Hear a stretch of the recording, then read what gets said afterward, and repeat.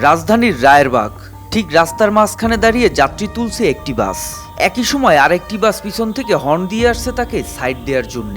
চালক সে হর্ন শুনে গাড়িটা আড়াআড়ি করে এমনভাবে দাঁড় করালো পিছনের বাসটি আর সামনে যেতে পারলো না। ঠিক এ সময় আরেকটি মোটরসাইকেল ঝুঁকি নিয়ে দুই বাসকে পাশ কাটিয়ে সড়ক বিভাজন ঘেঁষে পার হলো।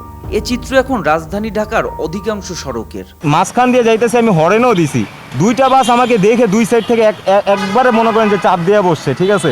আমি ব্রেক করছি কিন্তু ওরা ব্রেক করে নাই।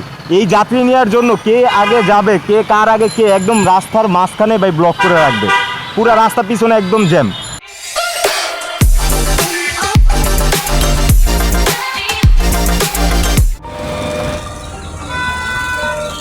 একই এলাকা। দর্শক খেয়াল করুন এ নারী যাত্রীর দিকে। ব্যস্ত সড়কে চলছে বাস। নারীকে দেখে চলন্ত বাস থেকে হেলপার দিলেন ডাক। তিনিও ফুটপাত থেকে মাঝ রাস্তায় হেঁটে গিয়ে উঠে পড়লেন বাসে। শুধু এই একজন নারী যাত্রীকে তুলতে গিয়ে বাসটি পিছনে আটকে দিল আরও 3টি বাস সহ অন্যান্য যানবাহনকে। রাজধানী ঢাকার এসব চিত্র এখন যেন নিয়মে পরিণত হয়েছে। মাঝ রাস্তায় এভাবে বাস থামিয়ে যত্রতত্র যাত্রী ওঠানামা করায় সৃষ্টি হচ্ছে কৃত্রিম যানজট। বাসের পিছনে থাকা অন্যান্য যানবাহনও শিকার হচ্ছে কোনো না কোনো দুর্ঘটনার। এছাড়া রাস্তার মাঝখানে যাত্রী ওঠানামা করাতে গিয়ে প্রাণহানির সংখ্যা তো থাকছেই। কৃত্রিম জাম তৈরি করে এবং বেশি জাম তৈরি করে ওরা সবসময় ওরা কাজ করে, ওরা মাঝখানে দাঁড়িয়ে ওরা যাত্রীগুলো ওঠায়। এজন্য অনেক মানুষের সমস্যা হয়, অনেক গাড়ির সমস্যা হয়। কারোর ধরেন তারা আছে, তারা যেতে পারে না।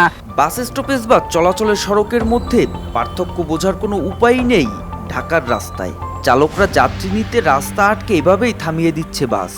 চালকদের এই খামখেয়ালিপনা থেকে রক্ষা পাচ্ছে না ফ্লাইওভার পর্যন্ত। চিটাগাং রোড হয়ে মেয়র হানিফ ফ্লাইওভারে ওঠার মুহূর্তে এভাবেই বাস থামিয়ে যাত্রী তুলছেন ও নামাচ্ছেন চালক ও হেলপাররা। এতে তৈরি হচ্ছে কৃত্রিম যানজট, যা অনেক সময় ফ্লাইওভারের টোল পার হয়ে কাশপুর ব্রিজ পর্যন্ত গড়ায়। ভয়াবহ এ যানজট থেকে রক্ষা পায় না খোদ অ্যাম্বুলেন্স, ফায়ার সার্ভিস সহ জরুরি কাজে নিয়োজিত পুলিশের গাড়ি পর্যন্ত। পুলিশ সার্জন যারা রাস্তা মেনটেন করে এরা হচ্ছে প্রতি মাস করা মান্থলি দেয় বাস চালারা। তার কারণে এরা রাস্তার মাঝখানে বা মোড়ের ভিতরে বাস ডান পাশে চাপায় এরা যাত্রী উঠায় নামায়। পুলিশ সার্জন কিচ্ছু বলে না, ওরা কাগজ নিয়ে মামলাও দেয় না, অথচ এমনি হয়তো বা যাইতে বলে ওরা যায়। হ্যাঁ, তেছাড়া যাইতে চায় না ওরা। খালি আমি না, সবারই সমস্যা হয়ে যায়। অনেক সময় আমরা সিএনজিওয়ালা বা মোটরসাইকেলওয়ালা অনেক সময় বাসে হট করে যখন থাইমা দেয় এরা একবারে ব্রেক দিয়ে দেয়, তখন মনে করেন অনেক সময় আমাদের লেগেও যায় গাড়ি। যাত্রী নিতে বাস চালকদের অসুস্থ প্রতিযোগিতা যানজটের বড় কারণ।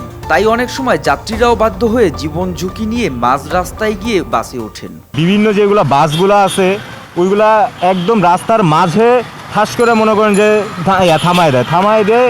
তো পিছন থেকে যে আমরা যাতায়াতগামী যেগুলো গাড়িগুলা ওইগুলো আসতে খুবই অসুবিধা হয়। আর এমনও দেখা যায় যে মানে আমি রানিংয়ে আসি, ওটা ঠাস করে মনে করেন যে থামাই দিল, আমার যা হচ্ছে ওটার সাথে লাগিয়ে যায়, একটা অ্যাক্সিডেন্ট হওয়ার সম্ভাবনা থাকে। গুলিস্তানে ট্রাফিক পুলিশের সামনে ও ফ্লাইওভারের রাস্তা বন্ধ করে বাস দাঁড় করিয়ে রাখার পরেও সার্জেন্টদের নীরব ভূমিকার বিষয়ে ক্যামেরার সামনে কথা বলতে রাজি হননি মেয়র হানিফ ফ্লাইওভারের ট্রাফিক পুলিশ বক্সের দায়িত্বরত ইনচার্জ। বাস চালকদের বেপরোয়া আচরণেও নীরব থাকার অভিযোগ ট্রাফিক পুলিশের বিরুদ্ধে ব্যক্তিগত যানবাহন চালকদের। আর এসব বিষয়ে ক্যামেরার সামনে কথা বলতে চান না দায়িত্বরত ট্রাফিক পুলিশের ইনচার্জদের কেউ। এমন অবস্থায় প্রশ্ন থেকেই যায় বেপরোয়া বাস চালকদের নিয়মে ফেরাবে কে?